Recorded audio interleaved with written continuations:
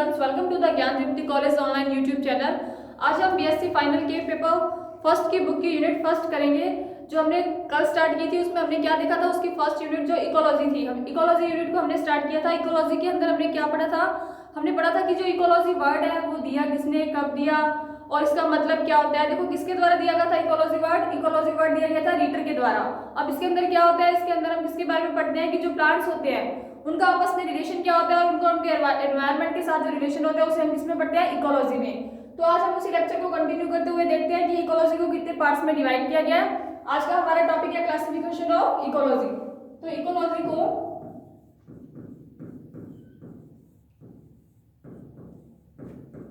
Two parts में divide किया गया है।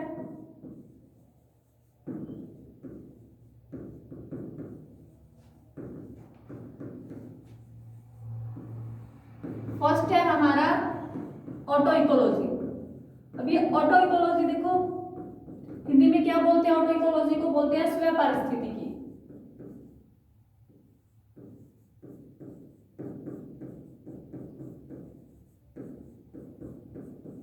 और सेकंड टर्म है हमारे पास ऑटो इकोलॉजी, इसके बाद है सिन इकोलॉजी। अब सिन इकोलॉजी को हिंदी में क्या बोलेंगे, इसको बोलते हैं हम सह पारिस्थितिकी। अब सब पारिस्थितिकी और सह पारिस्थितिकी में बिल्कुल छोटा सा डिफरेंस है, वो देखते हैं हम क्या है।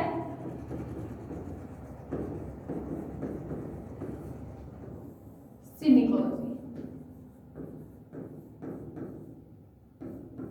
अब देखो जब किसी एक विशेष प्रकार की यानी कि एक ही जो प्लांट की स्पीशीज है, एक ही जाति के प्लांट का जब हम अध्ययन करते हैं तो उसे बोलते हैं स्वपारिस्थितिकी। और जब एक से ज्यादा प्लांट्स की स्पीशीज का हम अध्ययन करते हैं तो उसे बोलते हैं सहपारिस्थितिकी। ठीक है, जब किसी जीव विशेष और उसके वातावरण के मध्य अध्ययन किया जाता है तो उस संबंधों को बोलते हैं स्वपारिस्थितिकी। यानी कि उसमें एक ही जीव होंगे, एक ही प्रकार की जाति के जीव होंगे, और अगर एक से ज्यादा प्रकार की जातियों के जीव के मध्य अध्ययन करेंगे हम तो वो क्या कहलाता है, सहपारिस्थितिकी।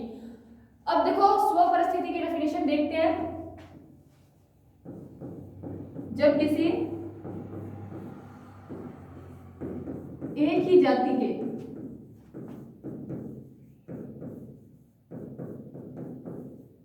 जीव या पादप कोई भी ले सकते हैं, क्योंकि हम पादप इकोलॉजी प्लांट इकोलॉजी पढ़ रहे हैं, इसलिए हम क्या लिखेंगे यहाँ पे, इसलिए हम लिखेंगे पादप। एक ही जाति के पादप और उसके वातावरण के साथ संबंधों का अध्ययन किया जाता है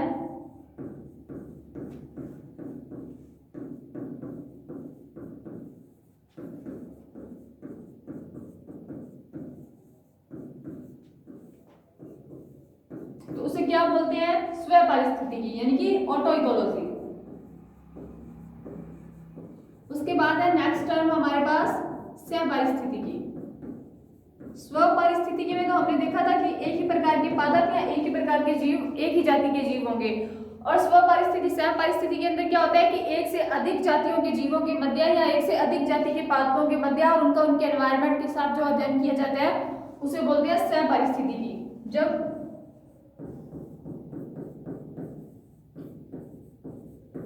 एक से अधिक प्रकार की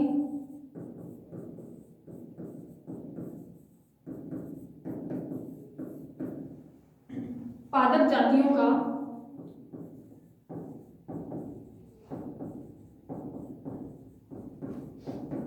आपस में व उनके वातावरण के साथ अध्ययन किया जाता है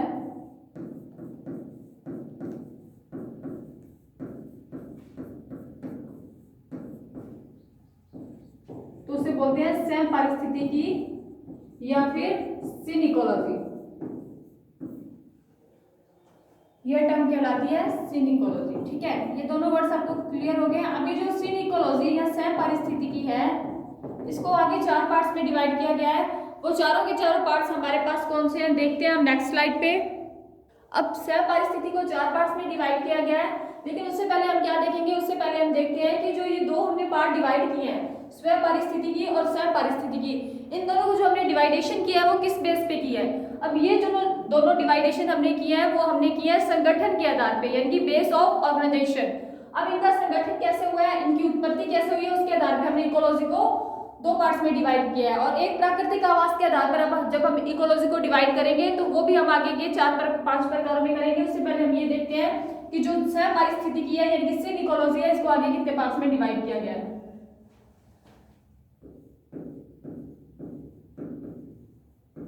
स्वयं पारिस्थितिकी को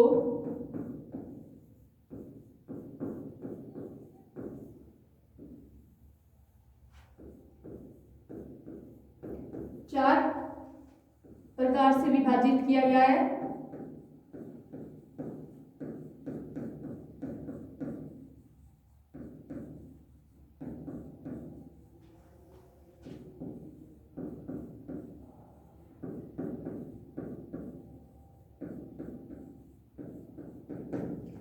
फर्स्ट है हमारे पास समष्टि पारिस्थितिकी, समष्टि स्वयं पारिस्थितिकी। अब ये समष्टि का मतलब क्या होता है? देखो, दो वर्ड होते हैं, एक तो समष्टि होती है और एक होता है समुदाय। अब समुदाय और समष्टि में क्या फर्क है? समष्टि पारिस्थितिकी, सेकंड है हमारे पास सामुदायिक पारिस्थितिकी,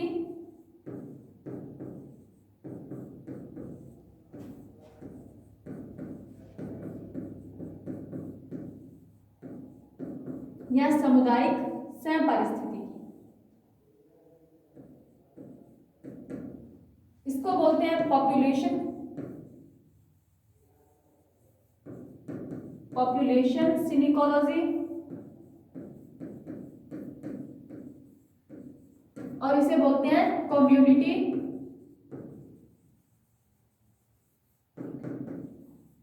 सिन इकोलॉजी। उसके बाद जो थर्ड टाइप है जिसमें इसे डिवाइड किया गया है वो हमारे पास है जैव क्षेत्र पारिस्थितिकी। जैव क्षेत्र पारिस्थितिकी। अभी जैव क्षेत्र जो स्वयं पारिस्थितिकी या पारिस्थितिकी है ये क्या होती है ये भी हम देखेंगे।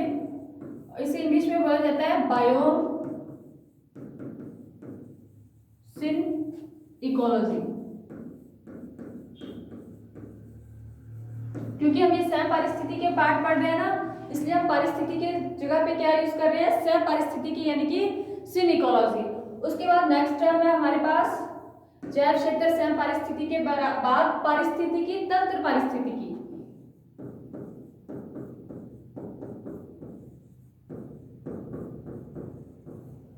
पारिस्थितिकी तंत्र पारिस्थितिकी। अब ये पारिस्थितिकी तंत्र पारिस्थितिकी के अंदर देखो क्या होता है? इकोसिस्टम इकोलॉजी, इकोसिस्टम सिन इकोलॉजी। अब देखो इसके अंदर अब हम इन चारों को डिस्क्राइब करते हैं। सबसे पहले है हमारे पास समष्टि पारिस्थितिकी। समष्टि पारिस्थितिकी देखो, समष्टि जो टर्म है हमारे पास, इस टर्म का मतलब क्या होता है? इस टर्म का मतलब होता है कि एक ही जाति के जीवों का जो समूह होता है या एक स्पीशीज का जो ग्रुप होता है उसे क्या बोलते हैं? समष्टि। यानी एक ही जाति के जीवों को समष्टि कहा जाता है और एक ही जाति के जीवों का अध्ययन जिस पारिस्थितिकी जिस शाखा के अंदर किया जाता है उसे समष्टि स्वयं पारिस्थितिकी बोलते हैं। ठीक है। उसके बाद हमारे पास है नेक्स्ट टर्म सामुदायिक पारिस्थितिकी। अब सामुदायिक पारिस्थितिकी देखो क्या होती है? सामुदायिक वर्ड का मतलब होता है कम्युनिटी। कम्युनिटी यानी कि जो एक से ज्यादा जीवों का समूह होता है, एक से ज्यादा प्रकार के जीवों का जो समूह होता है उसको बोलते हैं समुदाय या सामुदायिक कम्युनिटी। जहाँ पे सभी प्रकार के जीव जंतु या पादप रहते हैं, एक से अधिक प्रकार के पादप रहते हैं, वो कहलाती है समुदाय। और समुदाय के अंदर क्या होता है? इस पारिस्थितिकी के अंदर, इस परिस्थिति के अंदर जितने भी प्रकार के प्लांट होते हैं सभी का एक साथ अध्ययन किया जाता है। उसके बाद हमारे पास नेक्स्ट टर्म है जैव क्षेत्र स्वयं पारिस्थितिकी। अब ये जो जैव क्षेत्र होते हैं या बायोम होते हैं, इनका मतलब क्या होता है? पढ़ा है जैव किससे बना है? जैविक से। और जैविक का मतलब ऐसे स्थान है या ऐसी जगह है जहाँ पे जो क्लाइमेट होता है या एनवायरनमेंट होता है, जो जलवायु होती है, इनकी ताप दाब दाब वो हमेशा कैसा रहता है, सेम रहता है। ऐसे क्षेत्र जहाँ का क्लाइमेट कभी चेंज नहीं होता, एक जैसा रहता है, वो जैव क्षेत्र कहलाते हैं। और उनकी स्टडी करना क्या कहलाता है, जैव क्षेत्र सह पारिस्थितिकी। अब इसका एग्जाम्पल कौन सा है जैव क्षेत्र का, जैसे पोलर्स हो गए, ध्रुव हो गए, वहाँ पे हर टाइम हर मौसम में क्या क्या रहती है, बर्फ रहती है, सर्दी रहती है, इसीलिए वो एक जैव क्षेत्र का उदाहरण है। नेक्स्ट है हमारे पास पारिस्थितिकी तंत्र पारिस्थितिकी। अब ये पारिस्थितिकी तंत्र पारिस्थितिकी क्या होती है, देखो ऐसी पारिस्थितिकी जिसके अंदर क्या होता है कि एक से अधिक प्रकार के जो जीव रहते हैं, कि नंबर ऑफ ऑर्गेनिज्म रहते हैं, वो क्षेत्र पारिस्थितिकी क्षेत्र कहलाता है। उस पारिस्थितिकी तंत्र का जो अध्ययन करना, स्टडी करनी क्या कहलाती है, पारिस्थितिकी तंत्र पारिस्थितिकी, यानी नंबर ऑफ ऑर्गेनिज्म जहां रहते हैं, नंबर ऑफ ऑर्गेनिज्म। ऑर्गेनिज्म मतलब जीव। अब देखो आपको क्लियर हो गया होगा ये चारों के चारों पार्ट का मतलब। सबसे पहले जो सह पारिस्थितिकी को है 4 प्रकार से विभाजित किया गया है। सबसे पहला समष्टि पारिस्थितिकी, पॉपुलेशन पारिस्थितिकी। इसके अंदर हम क्या पढ़ते हैं, इसके अंदर हम ये पढ़ते हैं कि एक ही जाति के जो जीव होते हैं उनका ग्रुप क्या कहलाता है, समष्टि कहलाता है, और उनका जो स्टडी की जाती है वो क्या कहलाती है, समष्टि सह पारिस्थितिकी। और सामुदायिक सह पारिस्थितिकी का मतलब क्या होता है कि एक से अधिक प्रकार की जातियों के जीवों का समूह या एक से अधिक प्रकार की जातियों के पादपों का समूह क्या कहलाता है, सामुदायिक सह पारिस्थितिकी कहलाता है। और उसका अध्ययन करना कम्युनिटी सीन इकोलॉजी कहलाता है। उसके बाद है जैव क्षेत्र सह पारिस्थितिकी। ऐसे क्षेत्र जहाँ पे जो क्लाइमेट होता है, जो मौसम होता है, जलवायु होती है, वो हमेशा एक जैसी रहती है, वो क्षेत्र जैव क्षेत्र कहलाते हैं। और वहां पे पाए जाने वाले पादपों का अध्ययन करना जैव क्षेत्र सह पारिस्थितिकी कहलाता है। नेक्स्ट था हमारे पास पारिस्थितिकी तंत्र पारिस्थितिकी। ऐसा क्षेत्र जहाँ पे एक से अधिक प्रकार के सभी प्रकार के जीव रहते हैं, उसका अध्ययन करना पारिस्थितिकी तंत्र पारिस्थितिकी कहलाता है। देखो ये तो हमने डिवाइड किया था इनको संगठन के आधार पर। अब हम इनका डिवाइडेशन करते हैं प्राकृतिक आवास के आधार पर। जो प्राकृतिक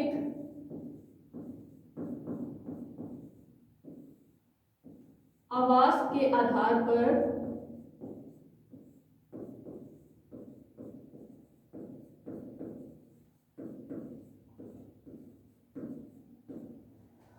पारिस्थितिकी को या इकोलॉजी को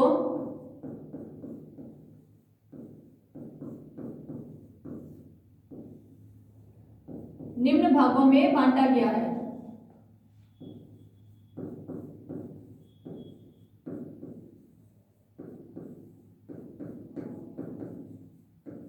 या निम्न भागों में विभाजित किया गया है। अब प्राकृतिक आवास के स्थान पर कितने भागों में विभाजित किया गया है वो देखते हैं हम।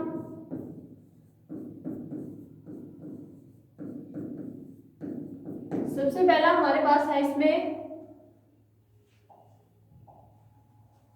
सबसे पहले इसके अंदर आता है हमारे पास शुद्ध जल पारिस्थितिकी। शुद्ध जल यानी कि फ्रेश वाटर। अब फ्रेश वाटर कौन सा होता है, शुद्ध जल पारिस्थितिकी।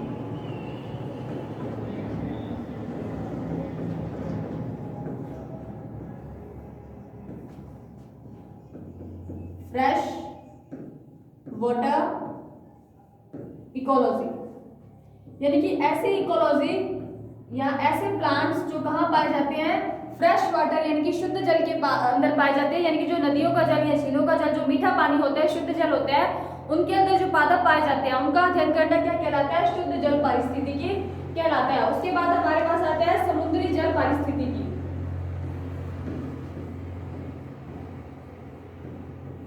समुद्री जल पारिस्थितिकी। अब जो समुद्र में जल पाया जाता है उसकी प्रकृति कैसी होती है, वो होता है खारा पानी, ठीक है, लवण होते हैं उसके अंदर, नमक होता है, खारा पानी होता है, तो इसलिए उसे बोलते हैं मैरीन वाटर। और ये इकोलॉजी कौन सी कहलाएगी, मैरीन वाटर इकोलॉजी।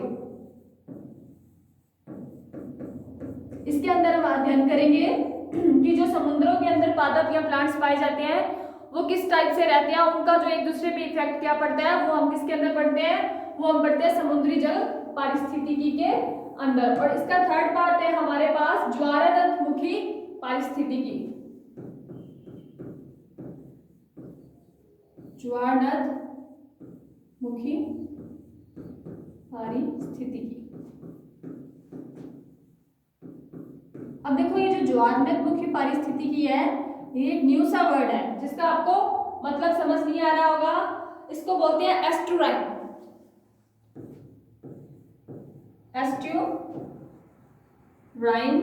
इकोलॉजी। अब इस एस्टुराइन या ज्वारनदमुखी का मतलब क्या होता है? देखो ऐसा क्षेत्र, समुद्र होते हैं जो समुद्र होते हैं उनके अंदर ऐसा क्षेत्र जहां पे मीठा पानी और खारा पानी यानी कि शुद्ध जल और मैरीन वाटर दोनों आपस में क्या है, समुद्री जल और शुद्ध जल आपस में मिलते हैं, वो जगह क्या कहलाती है? ज्वारनदमुखी।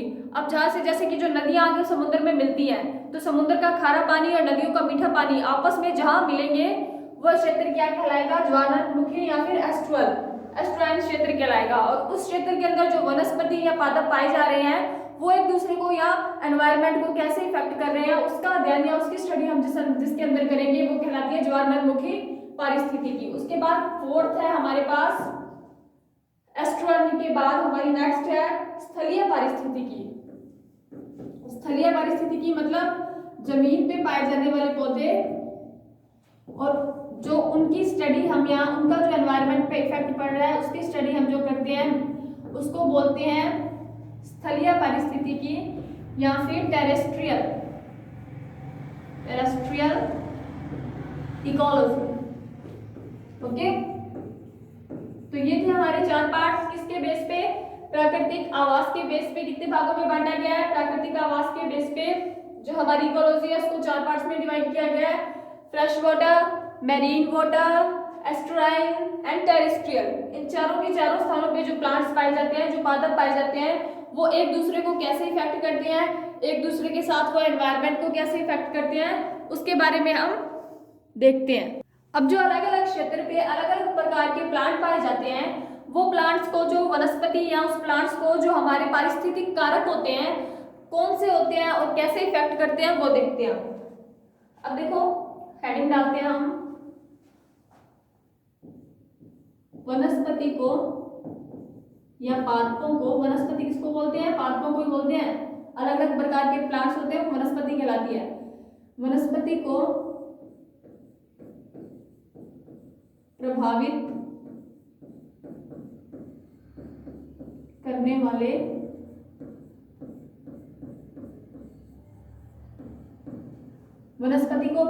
करने वाले पारिस्थितिकी कारक, ecological factors.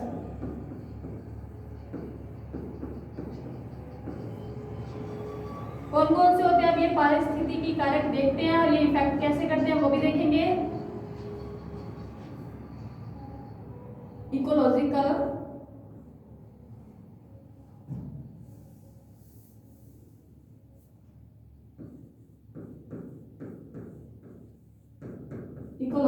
Factor affecting the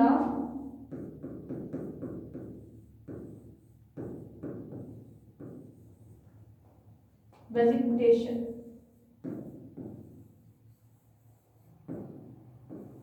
vegetation का मतलब क्या होता है? वेजिटेशन का मतलब होता है वनस्पति की जो इकोलॉजिक फैक्टर्स होते हैं वो कैसे करते हैं इफेक्टिंग द वेजिटेशन। अब देखो सबसे पहले ये जो प्रभावित करने वाले पारिस्थितिक कारक होते हैं ये कितने प्रकार के होते हैं? ये 4 प्रकार के मुख्यतः कारक होते हैं। ये कौन कौन से होते हैं? सबसे पहले होते हैं जलवायु कारक,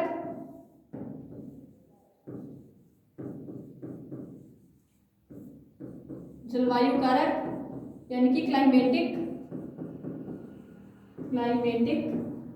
फैक्टर। नेक्स्ट है हमारे पास जलवायु। देखो जलवायु क्या होती है? जलवायु के बाद हम देखेंगे रासायनिक कारक।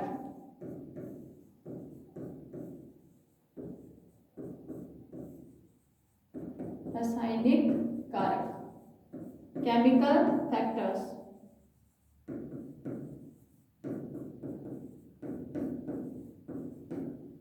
नेक्स्ट है हमारे पास स्थलाकृतिक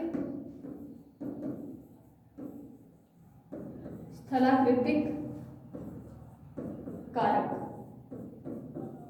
यानी कि टोपोग्राफिक। स्थलाकृतिक को क्या बोलते हैं? Topographic factor.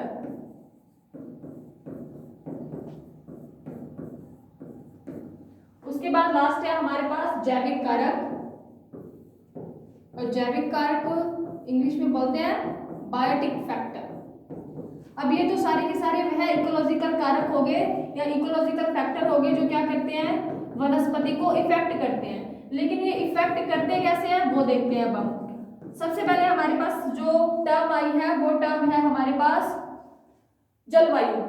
क्या होती है जलवायु? क्लाइमेट क्या होता है? देखो क्लाइमेट का मतलब होता है एक ही स्थान पर कोई ऐसा क्षेत्र जहां तक काफी लंबे समय तक जो मौसम होता है, जैसे ताप, दाब, आर्द्रता, नमी, वो सब एक जैसा रहता है काफी लंबे समय तक, तो उस चीज को वहां पे क्लाइमेट बोलते हैं। और क्लाइमेट और मौसम में फर्क क्या होता है? देखो मौसम यानी कि जो वेदर होता है वो तो कुछ समय बाद चेंज होता रहता है, कभी गर्मी, कभी सर्दी, कभी वर्षा, वो तो हो गया वेदर। लेकिन ऐसी स्थितियां जो कभी चेंज नहीं होती, जो काफी लंबे समय तक रहती है, वो कहलाती है जलवायु यानी कि क्लाइमेट। जैसे कि अब हमारा डेजर्ट एरिया, तो डेजर्ट एरिया के अंदर क्या होता है कि जो टेम्परेचर है वो ज्यादातर यहाँ पे अधिक रहता है, यानी कि यहाँ पे गर्मी ज्यादा रहती है। ये हम यहाँ का हमारा क्या है, क्लाइमेटिक फैक्टर है जो हमारे यहाँ के प्लांट्स को क्या करता है, इफेक्ट करता है। ठीक है, अब इसके जलवायु के अंदर देखो आते कौन कौन से कारक है।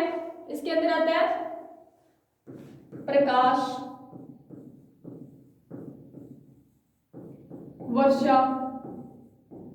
ठीक है, अब लाइट देखो, लाइट किसी पादप को, प्लांट को या वनस्पति को जो इफेक्ट करती है वो कैसे करती है? ये इफेक्ट करती है, देखो जैसे वर्षा ज्यादा है तो वहां पे जो प्लांट होते हैं उनकी ग्रोथ भी क्या होगी, ज्यादा होगी। लाइटिंग ज्यादा है यानी कि प्रकाश ज्यादा है तो प्लांट्स में कौन सी प्रोसेस ज्यादा होगी, फोटोसिंथेसिस, प्रकाश संश्लेषण ज्यादा होगा। प्रकाश संश्लेषण ज्यादा होगा तो वहां पे क्या होगा, वो फूड जल्दी से बनाएंगे। उसके बाद नेक्स्ट क्लाइमेटिक फैक्टर है वायुमंडलीय आर्द्रता, यानी कि जो वायुमंडल है उसमें आर्द्रता यानी कि नमी कितनी है, वो भी एक क्लाइमेटिक फैक्टर है। उसके बाद है हवा का प्रवाह, यानी कि जो वहां हवा चल रही है उसकी जो स्पीड है, उसकी जो गति है, उसकी जो डायरेक्शन है, वो क्या है, वो भी हमारी वनस्पति को इफेक्ट करती है। ठीक है, क्योंकि अगर ज्यादा तेजी से हवा चलती है तो पौधे क्या हो जाते हैं, नष्ट हो जाते हैं। इसलिए ये सब चीजें जो क्लाइमेटिक फैक्टर्स हैं या जलवायु कारक हैं, ये किसको इफेक्ट करते हैं, ये इफेक्ट करते हैं वनस्पति को। इसी के साथ एक नेक्स्ट हमारे पास जो है वो है वायुमंडलीय दाब। ये वायुमंडलीय दाब भी एक ऐसा क्लाइमेटिक फैक्टर है जो पौधों को बहुत ज्यादा इफेक्ट करता है, वनस्पति को बहुत ज्यादा इफेक्ट करता है। और वो वायुमंडल दाब का जो हम एटमॉस्फेरिक प्रेशर का जो हम काउंटिंग करते हैं, यानी कि वो कितना, वो किसके बेस पे करते हैं, वो समुद्र तल से ऊंचाई पे करते हैं। यानी कि जो हमारा एरिया है या जिस एरिया में ये वनस्पति है उसका जो वनस्पति का समुद्र तल से जो ऊंचाई कितनी है उसके हिसाब से वहां का जो वायुमंडलीय दाब क्या होता है, इफेक्ट होता है। ठीक है, उसके बाद नेक्स्ट है हमारे पास रासायनिक कारक। अब रासायनिक कारक में देखो क्या आता है, कौन से होते हैं रासायनिक कारक? रासायनिक कारक के अंदर आते हैं केमिकल्स, मृदा, जल, पीएच। ठीक है, जैसे अब जहां पे ये वनस्पति पाई जा रही है या ये पौधे जहां पे पाए जा रहे हैं वहां की जो मिट्टी है वो मिट्टी कैसी है, उसमें जो न्यूट्रिएंट्स हैं वो कैसे हैं, वो मिट्टी उपजाऊ है भी या नहीं है, ये सब चीजें किसको इफेक्ट करती है, वनस्पति को। उसके बाद जो जल है कि वहां पे जल कौन सा है, फ्रेश वाटर है, मेरीन वाटर है, खारा पानी है, मीठा पानी है, जल की उपलब्धता कितनी है, जमीन की कितनी गहराई पे वहां जल स्थित है, और वहां जल या मृदा की जो पीएच वैल्यू है वो कितनी है, जितनी प्लांट्स को चाहिए होती है उतनी है, उनको कंपेयर करती है या उससे ज्यादा है, उससे कम है, वहां पे जो न्यूट्रिएंट्स कितने हैं, वहां की जो हवा है वो कैसी है, ज्यादा अधिक तेज है, कम तेज है। ये सारे के सारे फैक्टर जो इफेक्ट होते हैं वो किसके होते हैं, केमिकल इफेक्ट होते हैं, यानी कि रासायनिक कारकों के होते हैं। उसके बाद नेक्स्ट है हमारे पास टोपोग्राफिक कारक। अब ये टोपोग्राफिक कारक या स्थलाकृतिक कारक कौन से होते हैं? अब स्थलाकृतिक कारकों में या टोपोग्राफिकल फैक्टर्स में देखो क्या आता है, इनके अंदर होते हैं, सबसे पहले इसके अंदर आता है एल्टीट्यूड। अब ये एल्टीट्यूड का है, देखो एल्टीट्यूड का मतलब होता है भूमध्य रेखा से दूरी। अब जो हमारी अर्थ है, अर्थ के बिल्कुल सेंटर में जो लाइन है, जो रेखा पाई जाती है उसे क्या बोलते हैं, भूमध्य रेखा। अब देखो भूमध्य रेखा है जो वनस्पति या प्लांट्स को कैसे इफेक्ट करती है कि जो प्लांट्स भूमध्य रेखा के पास वाले एरिया में पाए जाते हैं तो वहां पे क्या होता है, वहां पे टेम्परेचर ज्यादा होता है। जैसे कि ये हमारी अर्थ है, इस हमारी अर्थ के एकदम मिड में यहाँ जो लाइन है, जो रेखा है, उसे हम बोलते हैं भूमध्य रेखा। कौन सी रेखा? भूमध्य रेखा। अब ये जो भूमध्य रेखा के आसपास का एरिया है, कौन सा एरिया? देखो यहां तक का एरिया, ये एरिया, और उसके बाद ये एरिया नीचे तक का। ये जो एरिया है, इस एरिया में क्या होगा? इस एरिया में जो टेम्परेचर होता है, यानी कि जो गर्मी होती है, वो बहुत ज्यादा होती है। वो बहुत ज्यादा क्यों होती है? क्योंकि जो सन होता है, जो सन की रे यहाँ पे पड़ती है, वो एकदम सीधी पड़ती है, जिस कारण यहाँ पे गर्मी ज्यादा होती है। और गर्मी ज्यादा होने का जो प्रभाव होता है, जो इफेक्ट होता है, वो किस पे पड़ता है? यहाँ के प्लांट्स पे पड़ता है। ठीक है। और ये हमारा जो ऊपर का एरिया होता है, ये एरिया कौन सा होता है? पोलर एरिया होता है, यानी ध्रुवीय एक प्रदेश, अंटार्कटिक, आर्कटिक। ठीक है, ये ध्रुवीय प्रदेश है, उत्तरी ध्रुव। ये हो गया हमारा नॉर्थ पोल, और ये हो गया हमारा साउथ पोल। तो यहाँ पे एनी टाइम क्या होती है? बर्फ होती है। ठीक है, मतलब यहाँ का जो टेम्परेचर होता है, वो हमेशा किस में रहता है? वो हमेशा माइनस में रहता है। तो माइनस में जो टेम्परेचर रहने के कारण जो यहाँ की जो वनस्पति होती है, जो यहाँ के पादप होते हैं, वो इसके अकॉर्डिंग होते हैं, जो यहाँ के पादप होते हैं, वो इसके अकॉर्डिंग होते हैं। ठीक है, इस प्रकार से हम जो टॉपोग्राफिकल फैक्टर्स होते हैं, वो इसको क्या करते हैं? इफेक्ट करते हैं। ठीक है, उसके बाद हमारा नेक्स्ट है हमारे पास एल्टीट्यूड के बाद हमारे पास है स्लोप्स ऑफ माउंटेन, यानी कि जो माउंटेन यानी पर्वतों की जो ढाल होती है। ठीक है, यानी कि ये माना ये हमारे पास कोई पर्वत है, अभी इसकी ढाल पे जो वनस्पति पाई जाएगी, वो भी इसको क्या करेगी? इस ढाल पे इफेक्ट करेगी। जैसे ये ढाल कितनी है, कितनी तेजी से नीचे की ओर यहाँ पे जल का प्रवाह होता है, वो सब चीजें भी इसे इफेक्ट करती हैं। उसके बाद है हमारे पास नेक्स्ट जैविक कारक। अब देखो जैविक कारक या बायोलॉजिकल फैक्टर कौन से होते हैं? बायोलॉजिक फैक्टर के अंदर हमारे पास आते हैं पादप। अब पादप के अंदर क्या होगा? प्रोड्यूसर, यानी कि उत्पादक। कौन से पदार्थ होते हैं या कौन से पादप होते हैं जो उत्पादक की तरह कार्य करते हैं, यानी कि जो चीजों का फूड का प्रोडक्शन करते हैं। प्राइमरी कंज्यूमर कौन से होते हैं? सेकेंडरी कंज्यूमर कौन से होते हैं? प्राथमिक उपभोक्ता, द्वितीयक उपभोक्ता, वो सारे के सारे कौन से होते हैं? जैविक कारक होते हैं। इस प्रकार ये हमारे चारों के चारों फैक्टर्स कंप्लीट हो चुके हैं। आज की लेक्चर में हमने क्या पढ़ा? आज के लेक्चर में सबसे पहले हमने देखा कि इकोलॉजी को कितने पार्ट्स में क्लासिफाई या क्लासिफिकेशन किया गया है, विभाजित किया गया है। तो पहला था संगठन के आधार पर, दूसरा था प्राकृतिक आवास के आधार पर। उनमें भी आगे उनको दो पार्ट्स में डिवाइड किया गया था, ऑटो इकोलॉजी, सिनिकोलॉजी। उसके बाद हमने देखा था कि जो वनस्पति है उसको कौन कौन से कारक प्रभावित करते हैं। ये सारे के सारे climatic factor, chemical factor, topographic factor, biotic factor, इनके बारे में स्टडी की। तो बाकी का हम हमारी कल की क्लास में कंटिन्यू करेंगे। तब तक के लिए थैंक यू सो मच।